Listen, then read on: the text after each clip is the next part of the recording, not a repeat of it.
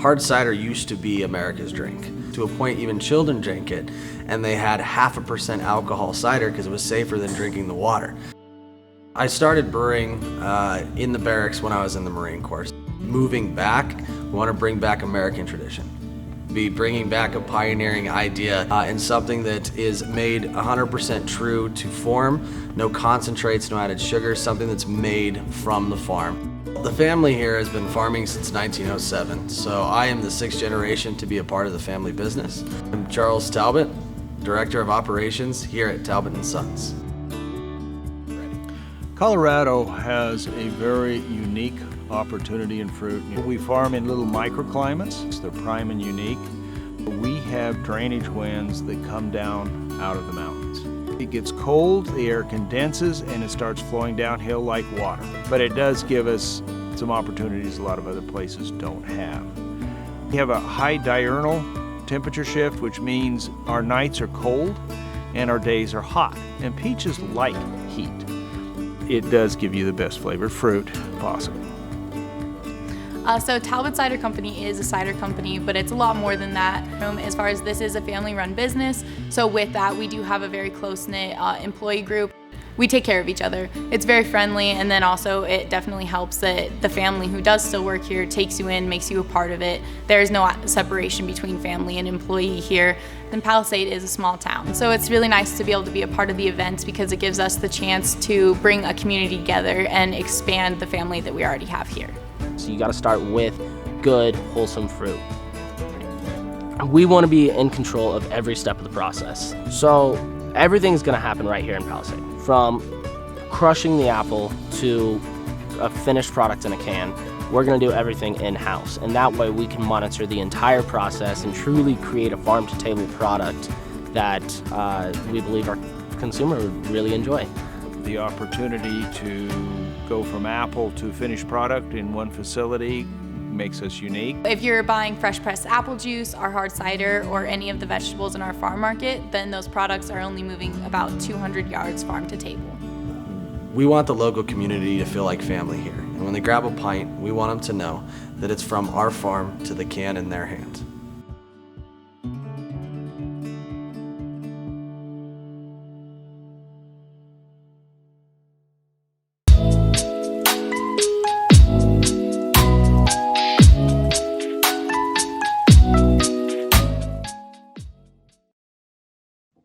Hey, welcome back, everybody. Thanks for tuning in. I know it's been a while since our last episode. Just moved, so we got a new place, as you can see in the background.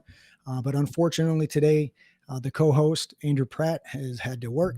But we have a special guest today, Charles Talbott with Talbott Sons, a cider company out of Palisade, Colorado. So I want to welcome you, and I appreciate you being a part of Righteous Dad Podcast, episode 4. So how you doing? Good. I appreciate you having me on. It's a great honor. Okay, awesome. We're gonna have you get a little bit closer to the mic, maybe. Can hear you a little bit better then. Does this help? Yeah, you might have to scream. You might have to use that director of operations voice a little bit. See the Marine Corps flag in the back, so I think you probably can get loud and turn it up. But yeah, man, it's awesome to be able to talk to you again. It's been probably, when's the last time we talked? 2014, 15 maybe. So 6-7 years since we last saw each other or got a chance to talk. Yeah, it's been quite a while. I'd say probably 6-7 years. Awesome. Yeah, I see you grew the beard out. So after leaving the Marine Corps, like everybody does. So unfortunately, I'm not able to do that. I'm still waiting to hit puberty. So maybe it has to do with California and all the chemicals and everything else out here in the stress. But sooner or later, I'll be there too. So, and then maybe eat a little bit more with my gaunt face. But things look like they're going pretty good. It looks like you're at a pretty cool place. I see a facility behind you. Yeah, it's been pretty crazy couple of years. Got out of the Marine Corps, and my cousin and I moved back to the family farm. And while I was in the Marines, I started brewing beer in the barracks, and came back, started working on the farm just as a farm hand, operating heavy equipment, and My dad started an apple cider company in 1984. And moving back, my cousin and I spent about a year in research and development and started fermenting the apple cider that we produced and started a hard cider brand a year later. Hell yeah. So for those that are listening and tuning in, uh, there's a little bit more history behind our relationship in the western slope of Colorado. For the viewers that don't know, I was recruiting out of Grand Junction, Colorado from 2010 to 2013, and Charles Talbott was actually one of the applicants to come out of Grand Junction, Colorado. Wasn't I didn't personally recruit him or find him, but he came out of the same recruiting station. So everybody that came out of there were just a special breed.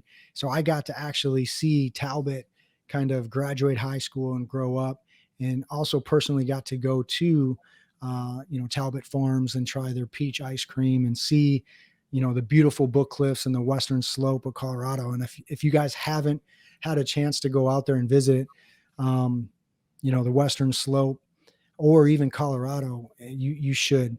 But I want to kind of go back into the history of, what made you join the Marine Corps, besides, the awesome recruiters like myself. But let's talk a little bit about the origin of, Charles Talbott. Maybe even as a kid growing up on the farm, and you said that, you're the sixth generation, Talbott farmer to kind of come through there. Is this something that you always knew you wanted to do, as far as taking over in farming as business? And was the Marine Corps something that you always wanted to do? And how did that all end up? So, to give you a little bit of background on the family, we've been farming here in Palisade, Colorado since 1907, which makes me the sixth generation. We were some of the very first peach farmers in Palisade and helped build the canal structures. So my grandfather started Mesa County Land Trust today that conserves 6,000 acres in western Colorado.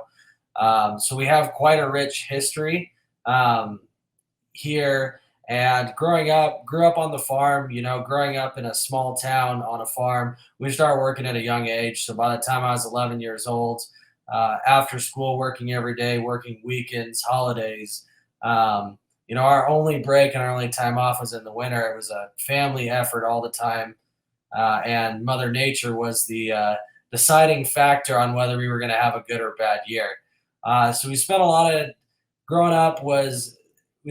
of time working very hard, but built some very key elements in our life that I believe give us a significant push around other people, and that we have a very hard work ethic.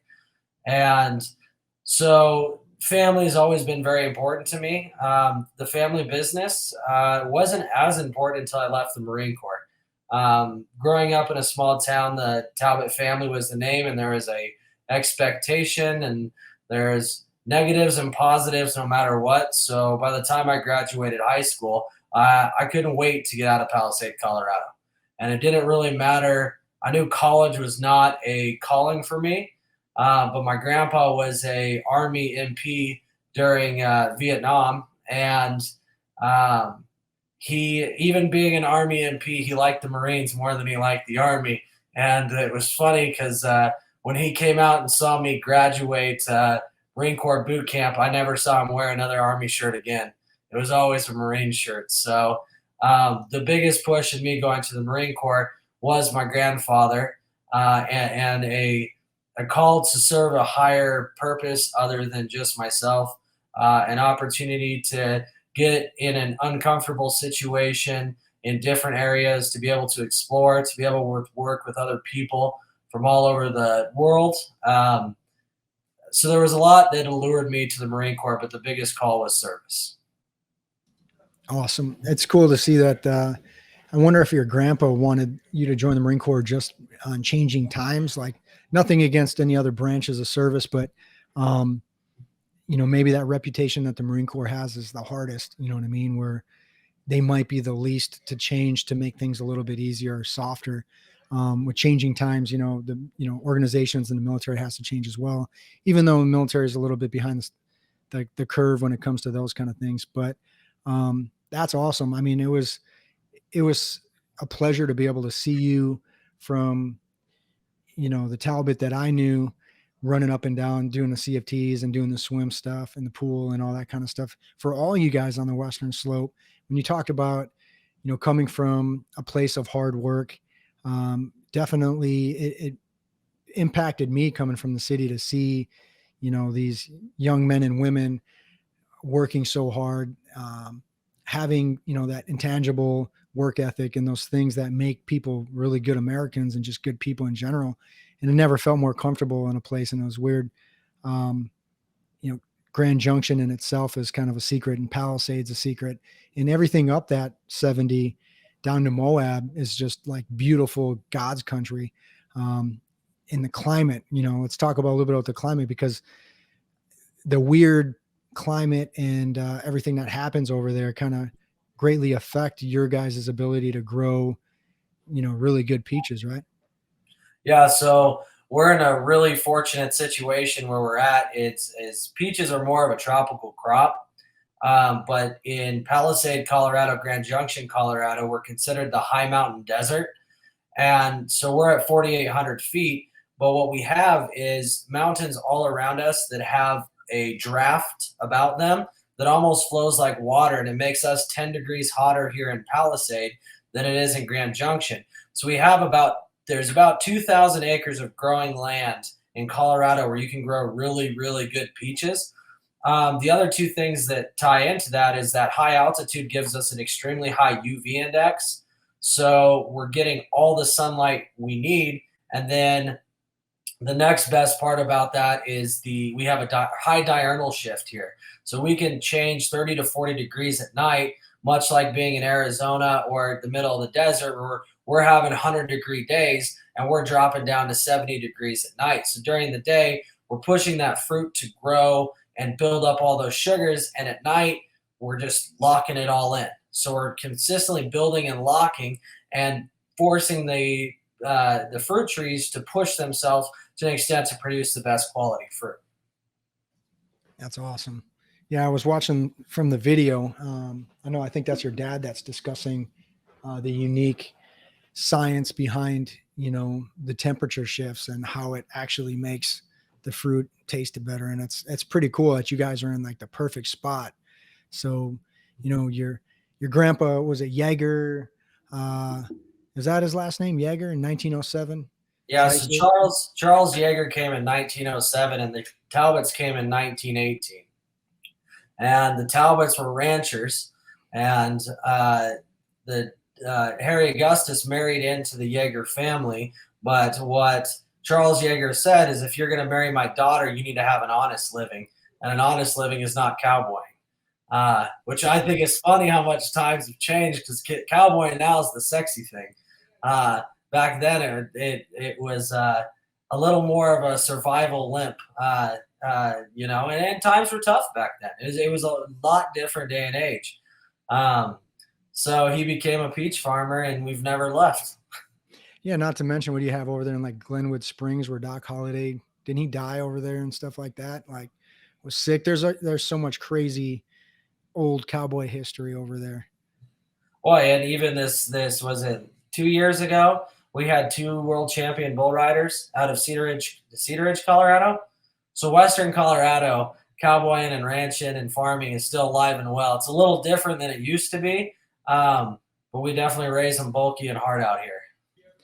Yeah, I remember a few of the guys that I had the unique opportunity to recruit, and I had to get parental signatures and do home visits, and some of the ground was dirt in some places and shit, and there was like chickens running around. And so I have some pretty crazy stories on that, but it's a beautiful, beautiful place. And it's a beautiful story to see lineage that's been passed down in that work ethic. And then you joining the Marine Corps right out of high school and then bringing it back. That's like the success story that we want as recruiters is, hey, not only do Marines win the nation's battles, but we make quality Americans and citizens that return back and help the economy and help business and things like that. So let's go back to high school. you knew you wanted to get out, you said, as far as making your own identity too, as well. Um, when you came back, so you said you started brewing in the barracks. Let's talk a little bit about that. What were you experimenting with?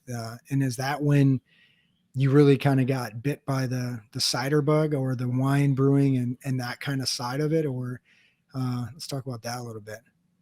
So it was more, I had a sergeant that was very, very into home brewing. And he was in maintenance control at the time, and then QA.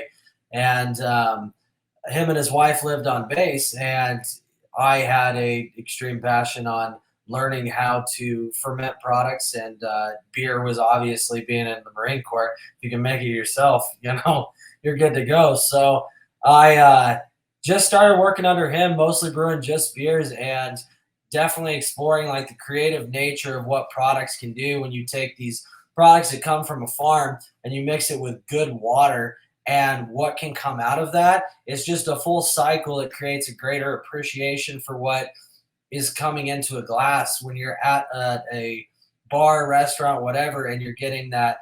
When you understand what it took to make that beer get there, it's even sweeter, it's even better. It changes your experience overall.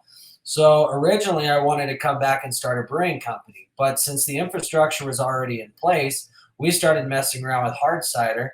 And since then, it's completely changed my perspective, in which I drink more cider now than I do beer. And I still love and appreciate beer, but hard cider has become a passion of mine. It's a very old American tradition. It's the oldest drink in America.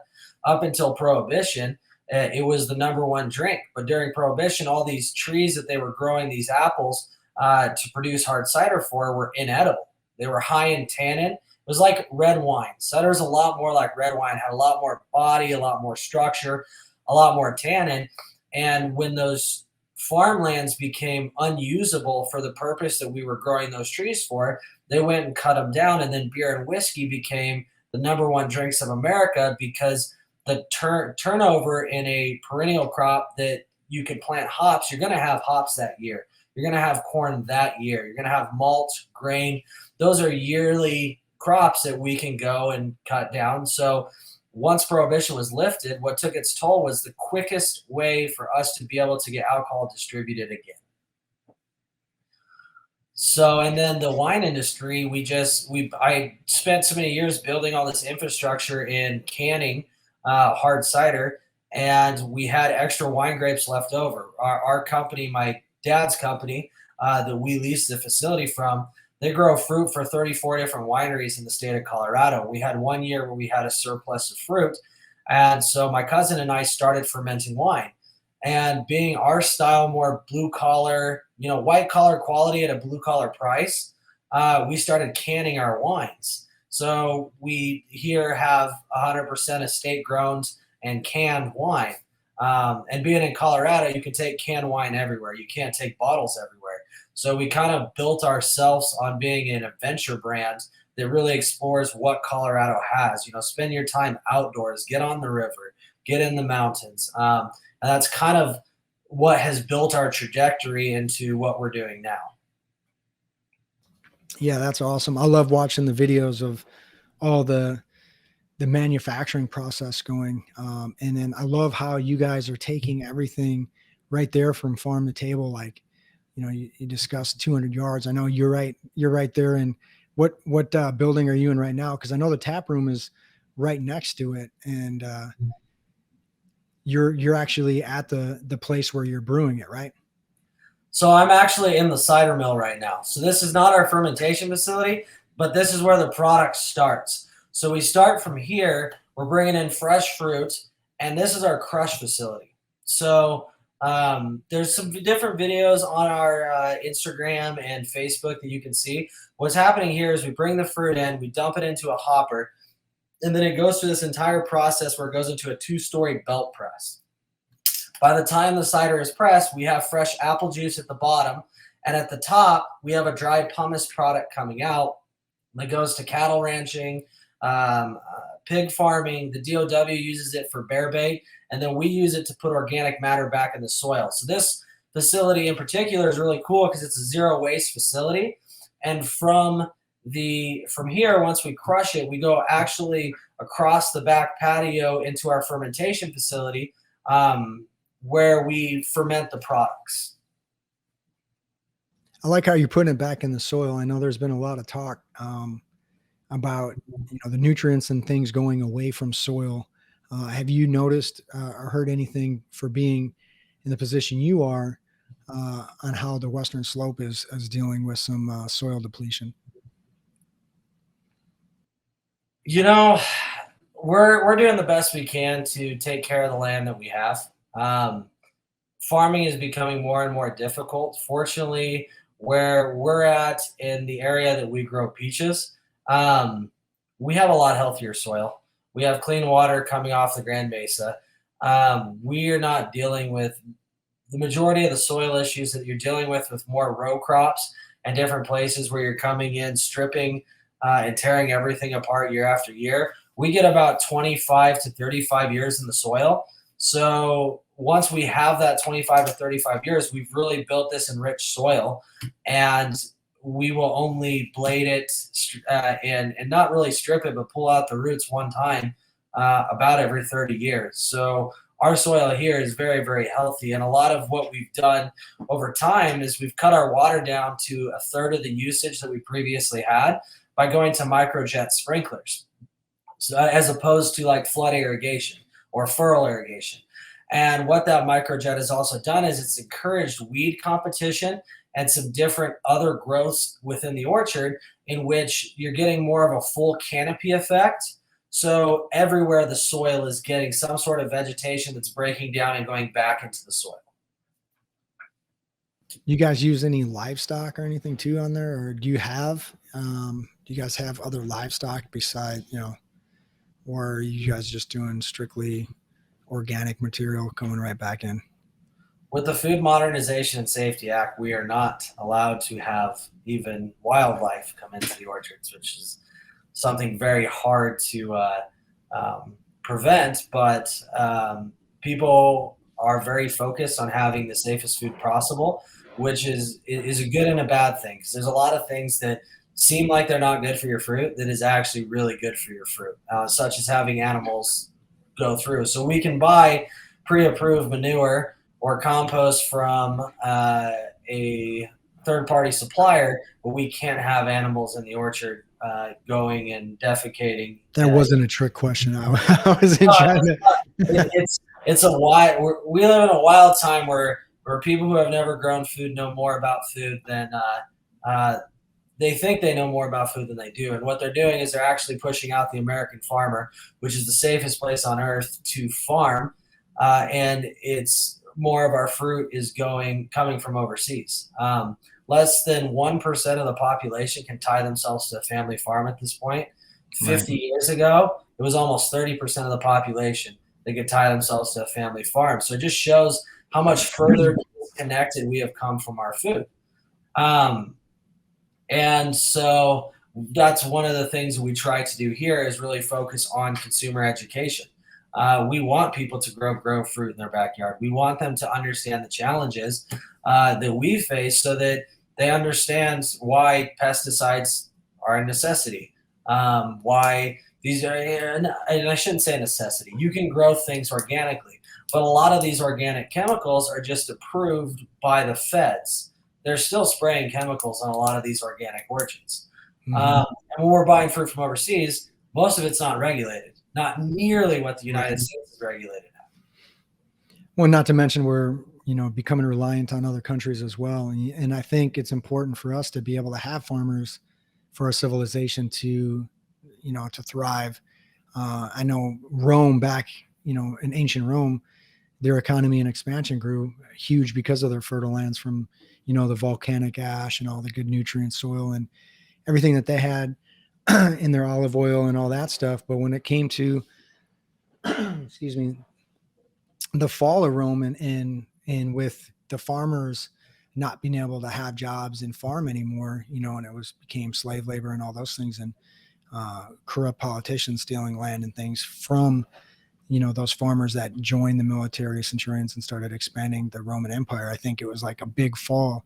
And I worry about, the United States doing kind of the same thing, and monopolizing on, and also the farming when you're not doing it the right way. Like you said, what's the nutritional value in what is going into these products? I don't know anything. I'm not a scientist about, but I've seen some big ass pumpkins and I've scratched my head a couple of times. Like, all right, what the hell is going on with that thing? Cause that's not normal. Or, some of the strawberries that you get, they look great, but they taste like shit. I don't know. No pun intended or anything like that. But, I think it's awesome where you guys are still holding true. Not only, you said 1% of farmers have lineage to their families or family lineage, but you're still there after so many generations. So how are you guys as a community fighting against, that kind of stuff? I know you guys are helping each other out. You guys, the local businesses in that area, how are you guys partnering and doing some of that stuff? So a lot of different things. One of the biggest things that we do is we try to leave the Colorado market open as far as grocery chains go, so that our neighbors have a source to sell areas locally. Whereas most of our fruit actually goes to the Midwest now. We ship the majority of our fruit out of state, and try to leave these markets here open so that the Krogers, Safeways, Albertsons, Sprouts, people around us, our neighbors around us, have those markets as well. And it's not just that, but that does tie into our decision making of why we do that. And then, on a personal level with other organizations, I sell in our tap room everything that we can't get anywhere else. So DeVries Fruit is one of my greatest partners, Okagawa Farms, because they grow vegetables and row crops. It's not something I'm ever going to grow. So if I can support them and sell it in our tap room, then we wholesale purchase it from them and retail it to our customers. And then we also partner and promote these farms as well within our hard cider brand. So we have a new hard cider coming out this summer that we're calling Pinch o Fuego. Little pinch of fire. It's going to be a Southwest green chili cider. And we're partnering with Okagawa Farms, and they'll go into all of our labeling and branding so that people can tie it to the source and they can go visit that farm and, taste a secondary product that we've produced out of it, that I think enriches more of that Colorado experience.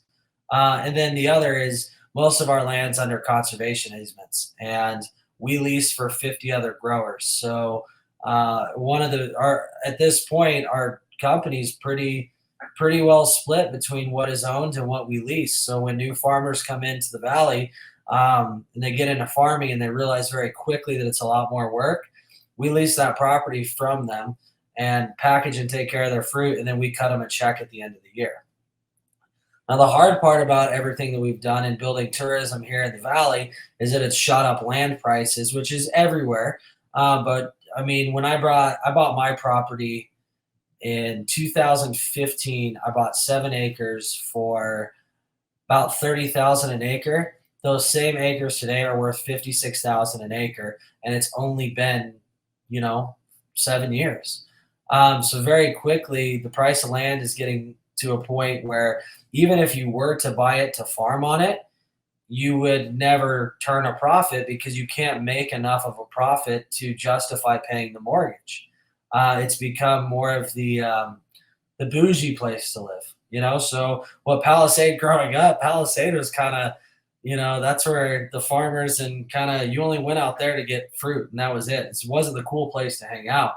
Well, in the last 10 years, that's drastically changed. When we were growing up, Redlands was the cool place to be. That's where the rich folks live. That's where the doctors, where lawyers are. It's because it had a golf club or golf course. The big old golf course, which Redlands Mesa is probably one of my favorite golf courses I've ever played. Yeah. But now in Palisade, you're seeing the same thing. You're seeing doctors here, lawyers here, people from out of state here. It's all your fault.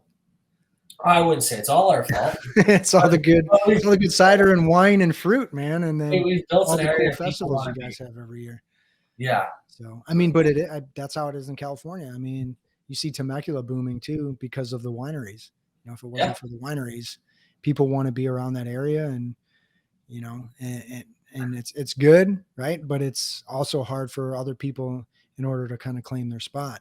So with this uptick and the talk of recessions and all those things going on, like, do you foresee anything changing? What are your guys' plans to mitigate issues for that kind of stuff? I mean, did you guys feel already kind of set because you have your land, and I think you're diversifying with like leasing, and you guys seem like you're in so many different ways of making money, not just, hey, we got peaches and we're selling peaches? Because years ago, I thought that's kind of what you guys did, was just, you were just like in the peach game and doing a little bit of farming. But it seems like you've taken what you've learned from the Marine Corps, you and your sister Hannah, and then your brother too, like, and it kind of taken, to the next level, and branching out, which is awesome.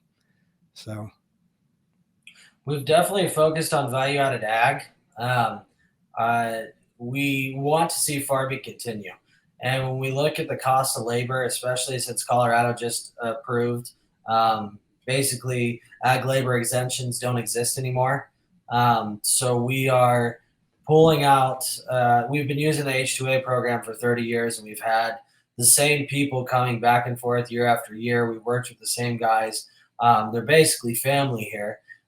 With this new ag labor bill that's basically let's talk about that. What's the ag labor bill for those listening?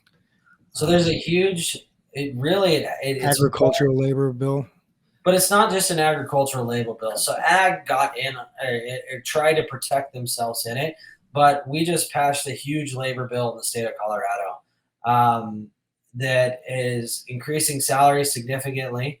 And year after year, salaries are going to continue to build. So I think in the next 5 years, you'll see everyone that's on salary be pulled off salary. I've already seen it with high income friends of mine are starting to move to hourly. Even in the tech industry are moving to hourly. And then minimum wage is went up as well. And then ag labor. So traditionally how ag has worked out is that since we have our highest amount of employment 6 months of the year, where we employ an extra 100 people, we've had an ag exemption. So we have to use federal programs such as H-2A, and we have to put out ads for locals to come work for us as well, as long as we're bringing H-2A. But when we bring in H-2A, we're sponsoring their visa. We're paying for them to get to the United States. We're housing them while we're here. And then we are paying for them to get home, and we are paying them an adverse wage, which is typically $3 to $4 an hour higher than minimum wages. But part of the exemption that we got is these guys work 60 to 80 hours a week. That's our harvest season. So 3 months of the year particularly, they're working 60 to 80 hours a week. So with the ag exemption, we're exempt from paying overtime, essentially.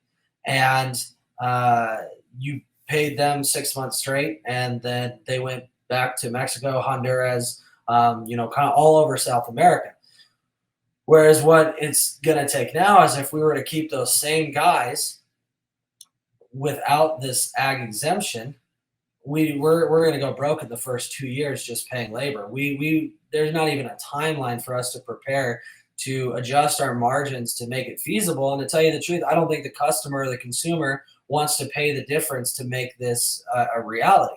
So what we're going to end up doing is we're going to end up building more houses and getting a third more people to come work up here, and we're going to have to start capping everyone's hours. And, during this entire process, they didn't interview any of our workers. They didn't talk to anybody that really works in immigrant labor. They talked on the hot topic points of farmers are, treating their workers wrong, and this is a rights thing, and this is everything else, and it's people making rules for something they know nothing about, and it's making it increasingly difficult. And talking to our guys now, they're pissed because they make 8 times their income in the 6 months that they're here. So for them, they don't give a shit. We legally have to give them a break should they want a break during their time here, as far as they could take a mini vacation. Not a single person in 30 years has elected to take a vacation. Wow. Especially when they have the tap room right there. They can just You know what I mean? Yeah, Go get a cider and they'll be good. So yeah, I was talking to one of the older gentlemen, and he's a Hispanic man, and he worked in maintenance control when I worked for 303, and he was talking about that. He said, back in the day when they had the work visas, they would just come on over to California and they'd work the farms and just go right back. And I scratched my head. I was like, and this was in the 70s, I think. And I was like, well, that sounds kind of crazy, because when they just stay here, and he goes, what do you mean? And I was like, well, you're just letting them in. When they just stay here? Because he's like, no, they're going to make money. They're going to go back, and it's 4 times more the amount. Why would you stay in California? And I was like, oh shit, that makes a lot of sense. So I've never thought about it that way, but you know what I mean? I think when, like you said, when people are making decisions and they don't understand the full understanding of what's going on and how the effects is, I think that's where we really kind of fall in a lot of the political, decisions right now. So, is there any other people representation out there in Congress or anything that's champion, your guys' fight for, these workers? My dad's a part of 2 organizations. My dad's the president of Colorado Fruit and Vegetable Organization. Colorado Farm Bureau is also helping, and Ute Water here in Western Colorado. 2 of these organizations have lawsuits against the governor of Colorado based on approving this labor bill. So we'll kind of see how everything shakes out. But we're working with all the organizations we can, and the one thing that my dad has always been very good at is being a political advocate, not just for our organization, but definitely for all the farms around us. He wants farming to continue in the United States, and he sees a point where we're going into a time that if we don't protect ourselves as far as being able to have farms and ranch and a sustainable food source here in the United States, we're going to run into trouble. Going into recession, we consider ourselves in a pretty good situation, not where we're going to have a lot of money, but that we operate on necessities. We do grow food. We may change some of our models and start growing different types of food to keep the family farm up and going. But alcohol, in the best times or worst times, people are drinking. You saw during COVID, our brand went, I lost 60%, about 40% of my market. When COVID took off, shutting down all the bars and restaurants in Colorado, we were with Applebee's. That was one of our biggest customers. And when that shut down, it was amazing to watch, because in short order, in about 3 months, all of that volume continued, but transferred over to packaged materials. And all of a sudden, liquor stores, instead of buying that 5 cases a week, were now doing 15 to 20 case drops because they were terrified not to have anything. And as was the consumer. The consumer's terrified you're going to shut down the liquor stores. I was living in Denver when the governor said he was going to shut down the liquor stores, and he changed his mind in the last 4 hours because the entire city was going to go on a riot. I had no doubt in my mind everyone was going to lose their mind. You should have seen the lights. I don't even think people knew what they were grabbing. People weren't grabbing water. They're just grabbing whatever they could and just buying booze. And, our most viral post during COVID was that we had eggs. We bought milk and eggs from a farm down in Paonia, Colorado, Rockin' W. And because no one had them. So we just said, let's start working with the other farmers down south that are more focused on ranching style of livestock. And we'll just start stacking up the taproom. We had a post hit 250,000 people in Western Colorado. And we were sold out of milk and eggs like that. We couldn't keep anything on. The only downside to that is they'd come in, buy milk and eggs, and they'd steal all my toilet paper. So I had to start loading toilet paper cabinets because people weren't stealing food. They were loading their purses with toilet paper. It was wild. That's crazy. So how was it? How was it there? For the restaurants, did they end up coming back? I know the community is so tight there that, I can only imagine, also, or what's the sushi place downtown? No Coast. AK or KA rolls and Mango Tango is like my favorite. How did how did are they still up and going? And In Western Colorado, we were super fortunate. The local community came together and buckled down. I mean, my parents talked about it. We never ate out in our entire life as much as we did in COVID. And it was just, we'd eat out 2 days a week, and we would buy from the brewery, or we would buy from 357. We would buy from the distillery. But we did our best as a community just to buy enough to keep everyone going. And I think we did a good job. Western Colorado was definitely the best. Mesa County was the first county to be open in the state of Colorado. And we just really came together as a community. Over in Denver, not so much. Most of my friends in the industry that I've been working with for 6 or 7 years, they lost their bars, they lost their businesses. I had one guy who had 5 different bars in Denver and full food, everything. And he lost 4 of the 5 bars. I had another, my best account in Denver. He had 2 bars. He took over the Stapleton Airport and turned it into almost like a retro feeling 60s kind of arcade bar. So high-end cocktails, craft cocktails with a bowling alley, vending machines, pinball machines. I mean, it was super, super cool spot. It's my grandpa's favorite spot. Every time we went to Denver, my grandpa just geeked out because it was like the old days for him. And so they ended up losing and having to sell that facility right after they finished it. They were only operating for a year or 2 before they had to sell it during COVID. And what you saw is a lot of these major bars that went out of business, big money came in and bought it. And that's just the way it goes. So now we have, a Dirk's Bentley bar. We have, these types of things. And I'm not attacking any individual. It's a bunch of chains and kind of branching. Yeah. Yep. It just changed the dynamics of the local feel of the bar industry, which when you look at Colorado's been the top 3 alcohol producing states forever. I mean, the craft beer mecca. If you look at California, Oregon, and Colorado, we have fought neck and neck for the western side of the Mississippi on who makes the best beer, who makes the most beer, who has the most breweries. And COVID is one of those pushing factors where you saw that drastically change, where distributors are buying distributors, brewers are buying breweries.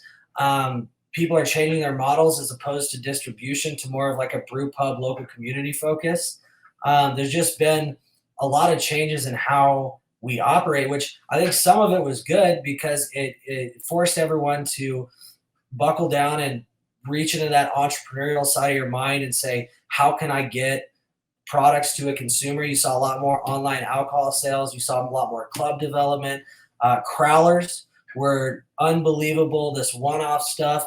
I mean, there was a lot of cool innovation that came out during that time, but there was a lot of hurt that came at the cost of that innovation. Yeah, one of the things that it was kind of cool for me, and it was a local brewer when I was in Virginia during the time of COVID, was they had,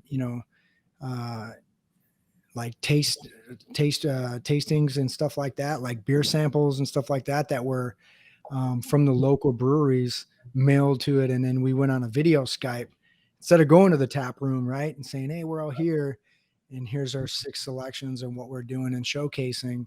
But we had a beer tasting right there on like a Skype video call, which was kind of cool because me and my buddy Matt Johnson were drinking it. And it was kind of funny because I'm just sitting there like cracking jokes because we're with like 20 other people. And, you have the brewers and all the scientists guys behind it, talking about all the notes. And at this point, I'm already like 3 beers into it. I was getting like wasted. I'm like, and I kept making funny comments, not disrespectful, because I'd always mute whenever, because I could mute and then talk to Matt side talk, but it was awesome. And I thought that was such an ingenious way of, still, like you said, still bringing the product to the consumers, still pushing out the products and still doing whatever you can to continue your business. And so that's awesome. Do you guys do anything like that with, because I know you have, I don't even know how many products you have. I know you have a lot. I know I like Grow a Pair, and then you said you're coming out with Pincho Fuego or something. I don't even know how to say it. What was that? Pinch o Fuego. Pinch o Fuego. So like the pinch idea, of fire, right? Yeah, pinch of fire. So the kind of I got two to tell you on this, but with this one, kind of the idea behind that is we grew up in a very Hispanic community. Grand Junction, Colorado has a very, very big Hispanic population.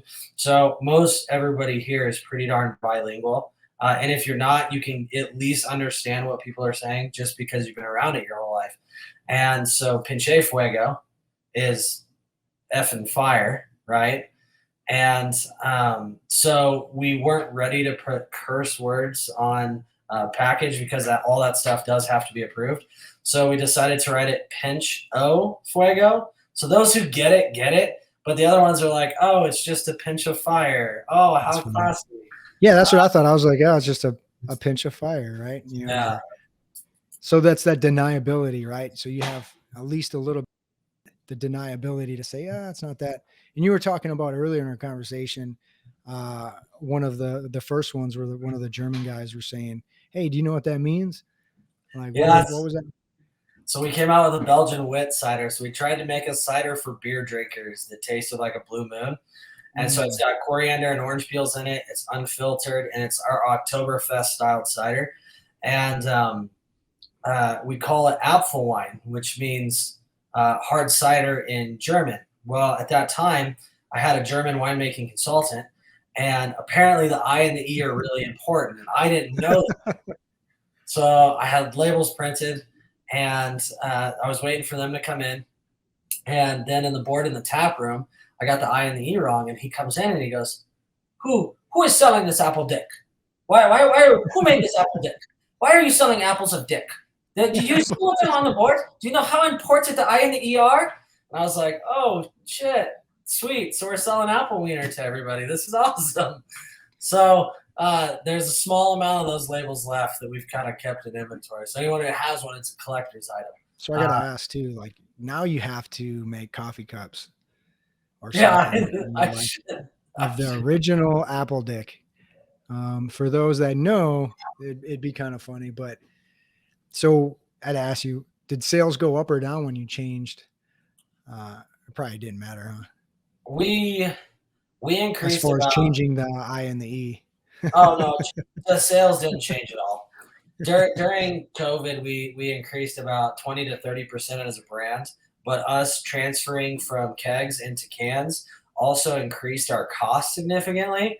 So we grew in volume. We didn't grow in revenue, if that makes sense to everybody. It was more of just like, it was kind of a trade-off. So, and then the other, you talked about those virtual tastings. We did one with one of our, there is a series of liquor stores in Denver that has a beer, cider, and wine club. And we did a tasting where we paired all of our different ciders with different Lay's potato chips live with me and my brother. And it was a personalized Zoom call with all of their club members. And anyone who wanted to ask questions could come to us and ask questions. They just had to raise their hand and we turn on their mic. So we did this personalized tasting. And it was super fun, but definitely doing it with potato chips. It was so low-key, fun. Everyone can buy potato chips. It was a pretty cool setup. So you had a bunch of cider snobs going, cider sommeliers going, whoa, this lovely grow a pair goes really well with these Frito or Taquitos or Pincho Fuego. I'm sure those high-end guys were like, this should be paired with the finest cheese. I don't know what you're doing. Yeah, all the wine people that talk about the jammy and chocolate and the way you write some of that wine stuff. Like I have a Vino as an app, and because of my mother and father-in-law, they drink really good wine, Stag Leaps and Camus and Fiante or Fernante and all these wines, right? So like things that are hundreds of dollars and stuff. But you go into it and you see and you follow some of these people that are really big wine people. And they are kind of, they write in a funny, goofy way. But I stumbled across one of these blogs or something that was like making fun of all the people and how they're talking about the nose and all this stuff. And he writes this whole like little review of Baja Mountain Blast or whatever from Taco Bell and how it perfectly matches with the Gordito Crunch and shit. Like it was like, but it was written like so funny and like the hate that guy got, it was so funny. They're like, screw you. Like it was awesome, but I could just imagine everybody. So when you guys had, so did you, for that tasting, was it just like a 5 to 6 pair and then you just picked random chips, or did everybody have to have potato chips with it, or how was that set up? We sent it out ahead of time. So like we a sent out box. the ciders that we'd be tasting. What we did was we did our, we got a mix box that has our flagships in it, and the seasonal changes every year or every 2 months. So I love Garfield's on there, man. yeah, it's pretty That's sweet. fucking dope. That's so dope. But For those of you guys don't know about Mount Garfield, so that little mountain right there is, 2,000 something feet elevation and like 2-mile hike. So if you guys are on the western slope and you haven't climbed Mount Garfield, I think it's one of the most iconic things. It's like climbing Mount Fuji, which I got to do too, but Mount Garfield is just as hard.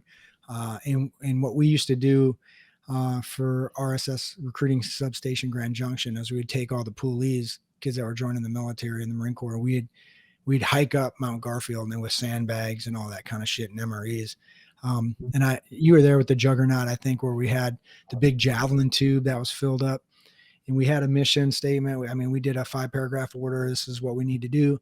And I remember we didn't get there, and this shit was hot. So we didn't get all the way up there. So we were basically like, you guys failed the mission, whatever, we're stopping here. But that was one of the coolest things. So to see that, is pretty special to me, to like, I know that mountain. That's freaking awesome. So I'm going to have to definitely get one of those sent to me. What if I was a new customer to the cider, what would you recommend for those listening? What would you start out with? Like, would you start out with that pack right there? This pack right here just gives you 4 different varieties to taste from. The cider that I try to get everyone to try first is our Alpine Start, which is just a semi-sweet apple cider. But it's easy drinking. It is approachable, and kind of like the ethos that we've made with our brand is that we don't do added sugars, concentrates, natural flavorings, none of that shit. Our product's made 100% true to form. We're using real products, real juice. So when you taste our Alpine Start, it's about 1/5 of the sugar of traditional hard cider companies, major brands that you're going to see, which tend to be anywhere from 37 to 47 grams of sugar per 12 ounce. We're 5 grams of sugar, and it's 5 healthier grams of sugar produced from the fruit itself, as opposed to additives. So that one is a big hit. And then for the beer drinkers out there, we do a hop cider that is just awesome. I think you just muted. Oh shit. Is that, I have people in the back too, working upstairs in the attic. So just like you might have people in the back working, but I don't have that soundproof window. So that hops one you talked about, is that the one that you were trying to make it kind of taste like a beer?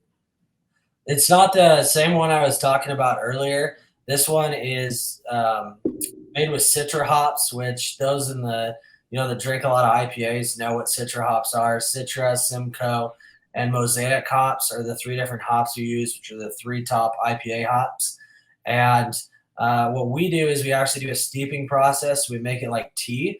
So as opposed to pulling out a lot of those bittering effects of the that you're going to get in an IPA, we pull out more of the floral and lemon, lime, passion fruit, a lot more of the citrus qualities by hitting like that 130, 140 degrees right before boiling. We just pull out a different type of hop flavor that most people aren't used to. And it makes for a good mouthfeel, a good, hop taste to it. I think everybody that is really into brewing is like salivating right now. Like, I know Charles Stewart, shout out to Charles, who was one of my staff sergeants when I went to Iraq.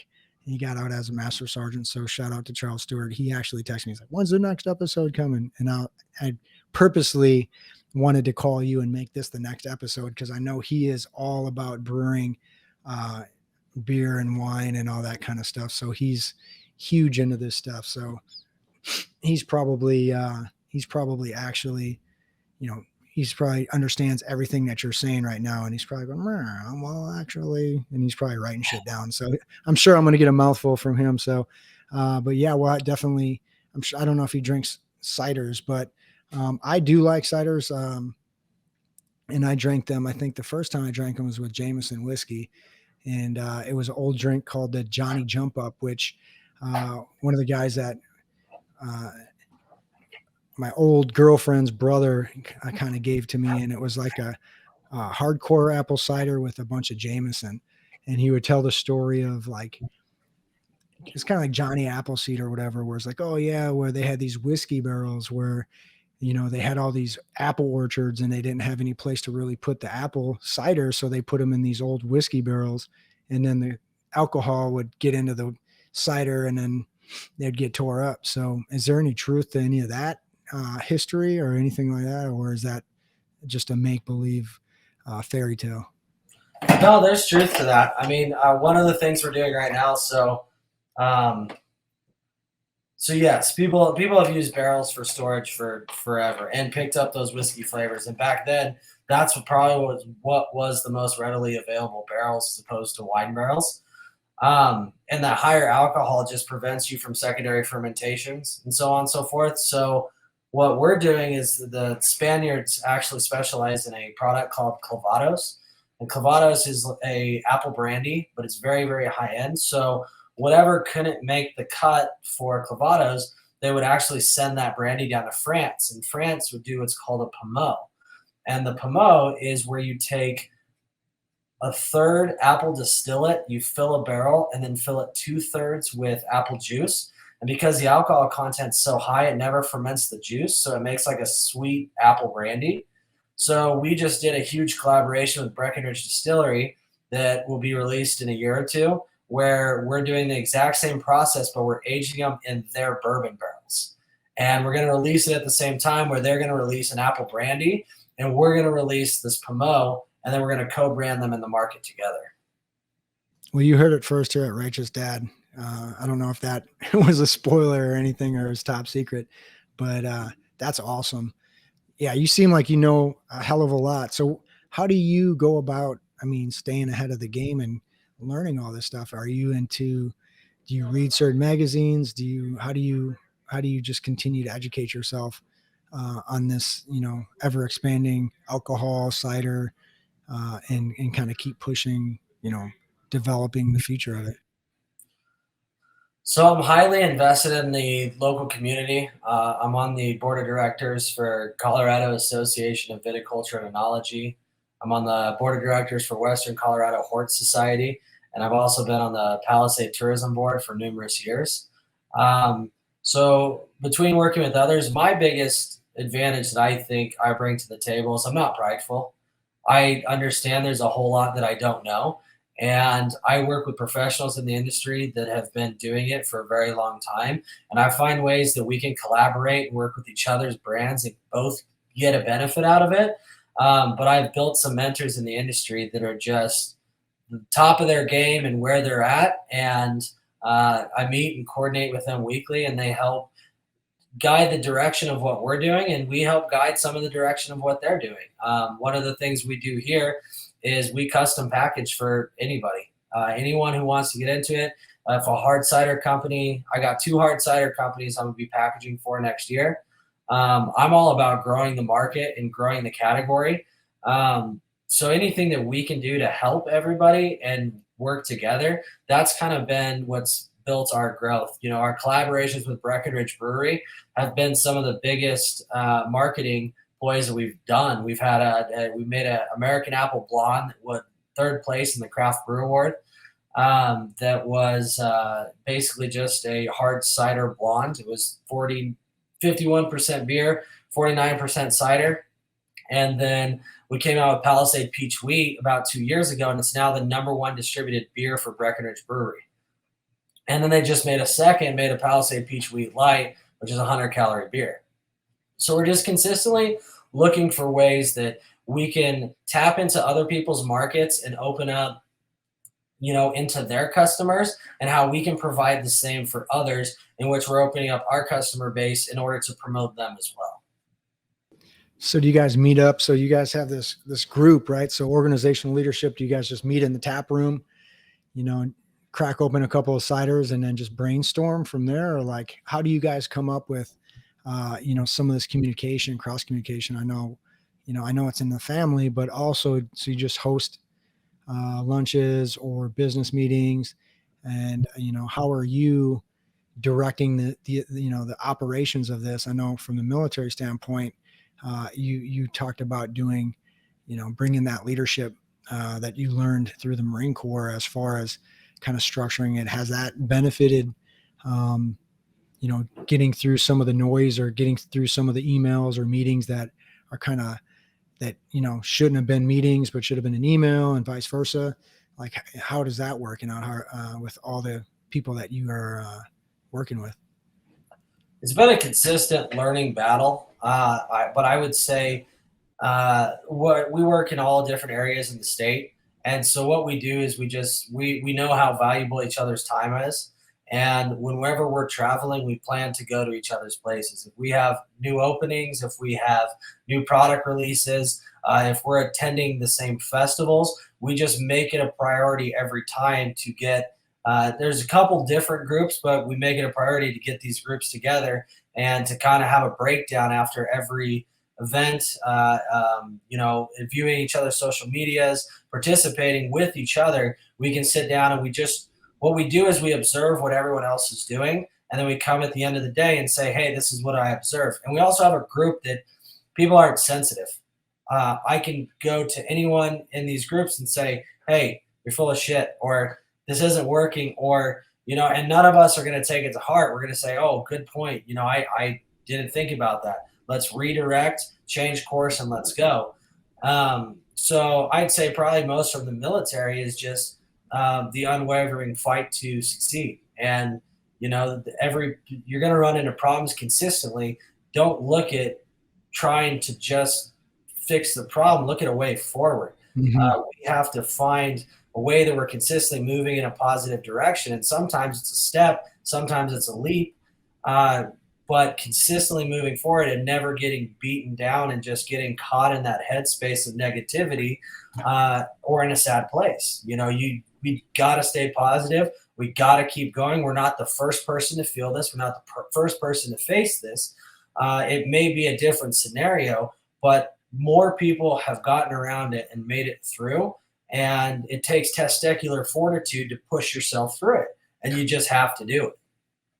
Yeah, it seems like you guys are kind of using the after action report or after action review in a different way. You know what I mean? Where you guys are all able to see what's going on. And for those people you work with that are military, kind of understand that. Like you said, hey, you might be in different shops. Like you're an aviation mechanic when you're in the Marine Corps. You might not get along with AVI. You might not get along with ordnance. Ordnance is fucking shit up, and someone got in trouble, and now you don't get a fucking 96 and thanks a lot, ordnance, or ordnance lost a tool or something like that, you know what I mean, or whatever. But you guys are still in the same fight together, and I think that's awesome that you guys are able to do that. And I think it's so cool for you guys to go to those different festivals, and it sounds like it's a friendship and a family, you know what I mean, where you guys know each other, and and you all look out for each other. It's not like, oh, this is competition, but there's enough food and for everybody. Right. And like you said, the vision of getting everybody to drink drinking ciders, I think is a big deal, because we've seen it. I was just in Austin, Texas with a nonprofit organization, MVP, which was, Doc Soto was my first guest on episode 1. So for those of you that listened to that one, and I told you, hey, there's gonna be some videos and that's more to come, but we had a freaking absolute awesome time. And you brought up one of your buddies in Denver's bar that he opened up, which was kind of like that Etro throwback arcade with cider. They actually had a place there in Austin, Texas, that we went with some of the MVP guys and got to party and kick it. And it was kind of cool to try all the different ciders. So we'd love nothing more for me to talk Doc Soto and all the veterans from MVP to be able to come out checking out Palisade and checking out the Western Slope, and then maybe go down and party with you guys, and then kind of grow the business, grow that veteran support would be awesome. Is there places for tourism? Anything that you recommend as far as places to stay? Do you guys have Airbnbs? How's the hotel stuff going? I know there was a couple of hotels down there, but is there anything special going on with that to be able to house some of the people that come to these events? So we have a lot of Airbnbs in Palisade that are picking up. We do cap the amount of Airbnbs that can be in Palisade proper, so that we don't have people from, out of state buying a piece of property just to Airbnb. We want the community to be the community. So we have capped the amount that can happen, but right outside that city limit, there's another whole ring of Airbnbs. We had a couple from Steamboat come in a couple years ago and buy the old motel. They've completely revamped it and modernized it, put a bar in it and a gazebo. And they have food trucks come out almost every day. And they have I think it's like a 10 room motel, but it's in walking distance of all the bars and restaurants and kind of all the sites in Palisade. And then that same couple just opened up a Mexican cantina in Palisade as well. So do they own Strawberry Hot Springs? Is it that family or anybody up there from Steamboat? It's the Snooks. It's so what's that? Jeff Snook. Snook. I don't know who owns Strawberry Hot Springs, but I don't know if you're familiar. Have you been there? I have been Steamboat. Huh? Yeah, I've been to Strawberry Hot Springs. So for the people listening, I just want to say how absolutely wonderful every little town and every place out there on the Western Slope of Colorado, because I mean, I'm still married because of how awesome it is there, because even though I was working long hours on recruiting duty, I was able to take my wife to a new place, whether it was Glenwood Springs, Aspen, Steamboat, to Telluride, even Dunton Hot Springs, which is that 5-star resort. I don't know if I've ever told you that, if you've ever been there. I mean, we show up late. Well, actually, my wife gives me a call and she's like, "Hey, babe, I'm booking this place, but it's really expensive." And one thing that I told myself is, you can, anywhere you want to go, we'll go. Because you can go to Steamboat. We'll stay at the Nordic Lodge. It's like $60. We'll go to, the hot springs. We'll go we'll go to Juicy Lucy's and Glenwood Springs, right? I'm trying to name drop some of the good places. But she calls me in the middle of the night and I'm still at the office and I'm like, "Just book it." She goes, "Well, it's expensive." And I'm like, "Okay." Get home. She booked it for 2 nights. And I'm like, "Well, how much was it?" She's like, "Well, it was $750. And I was like, $750? Holy shit. And she's like, "It was $750 a night." And I was like, "What the hell?" I'm like, so we end up showing up late on Friday and it's all you can eat. There's private chefs and we get there and they saved us a duck salad. I've never had duck. I don't, you know what I mean? It was all crazy. So we started drinking with everybody and everybody there is like these rich, they're good people, but they're all like, they've got money and you can tell. So we're drinking with all these rich people. And, I'm a sergeant in the Marine Corps, recruiter, and my wife is a teacher. And they're like, they were more excited about having us there and wanted to hear about our stories and who we were than being an oil tycoon and all this other shit that they owned. Right. We wake up in the morning and we have breakfast and I'm like, I'm like, "Can I get a menu?" And she's like, "Well, what do you want?" And I'm like, "A menu." It's like, "No, just whatever you want, we'll make it." And I'm like, "What the hell? What kind of place is this?" And this French family comes in, they sit down and they have like this little 12-year-old kid with them. And I'm like, "Hey, how you guys doing?" And they have a menu, but it's an activities menu. And the activities menu has like snowmobiling, snowshoeing, heli skiing for $6,500. And I'm like, what the fuck? It was like $300 to rent snowshoes to go out. Cause we had a cabin and in the cabin, the floors were heated and there was a zebra rug and shit. And we had the cheapest cabin and you walk out there and it was gorgeous. But I'm like, and they look at us and they're like, "What are you guys going to go do?" And we're like, "We're going to go in the hot springs," which is the reason. And they're like going skiing and shit. And it was just a great memory, man. And like, so if you haven't been and traveled to anywhere in Colorado, I think you guys should not worry about California. Don't go to Disneyland, go out to some of these hot springs, go out to, Palisade, get some cider,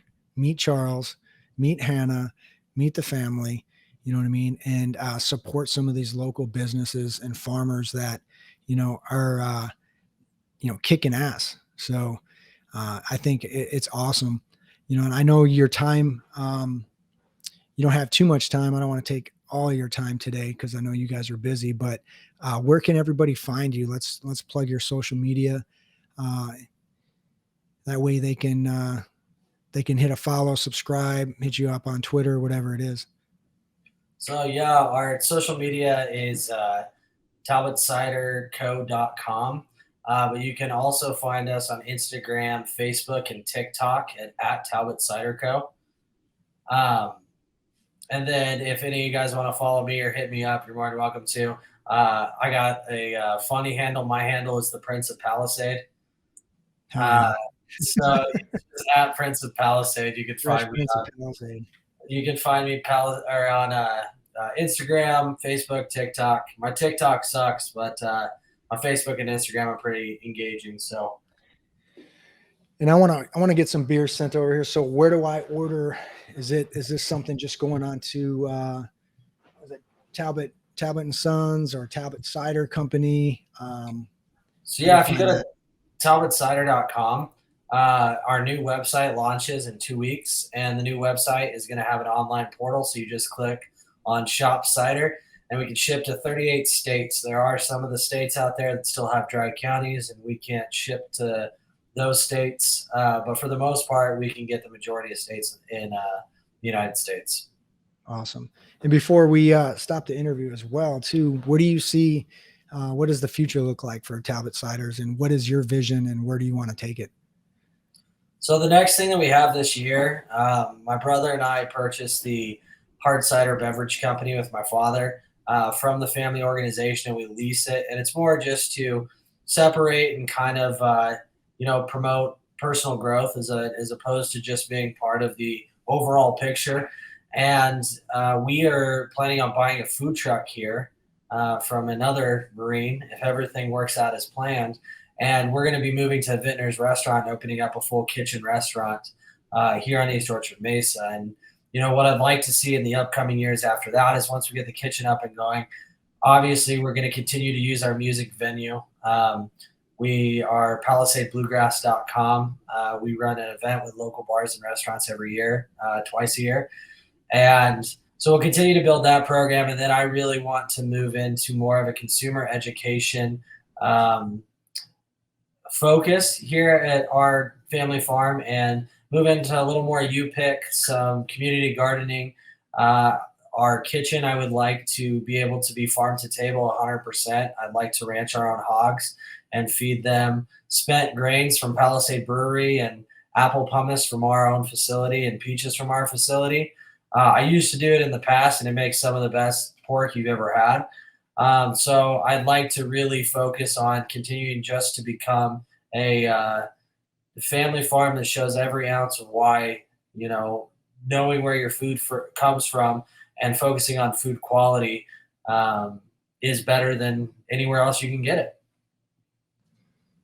Man, I'm so excited for it. It's so awesome to be able to see you from high school, to the man you are now, super knowledgeable. I mean, it's not that you were not knowledgeable back then either. But, from our times on the CFT course and our times in the pool, PTing and doing those things to now, seeing you just, such a successful person, in the community too, which is awesome, where you're bringing that back and being a leader too, you and your whole family. It's inspiring. And I look forward to all of those visions coming to fruition, especially given the fact that I know my wife would say that she would love nothing more than at some point to come back to Grand Junction. Because unfortunately, we kind of got hit with that curse where we didn't bring Grand Junction with us when we left. And I know there's that old saying where if you don't bring it with you, you're doomed to come back. Right. Yeah. We are, when we got orders, she was kicking and screaming because there wasn't even a Macy's at that time. But she was even worse when we were leaving.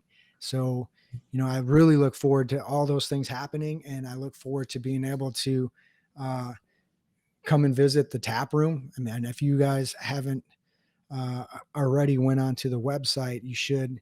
It's freaking awesome. The way that there's like a 3D exploration of the tap room where you can see every way, and you could actually go outside and you could see the beautiful book cliffs and scenery and Mount Garfield and everything in the background. So it's really awesome. Again, man, I appreciate you so much for being able to take this interview short notice. I know for those that subscribe and that listen to the podcast, I'm sorry that it's been about a month since the last episode. So it's awesome to have a banger episode with a person such as Charles Talbott, and he's just kicking ass. So please send him a follow. If you want to get some of the cider, you should.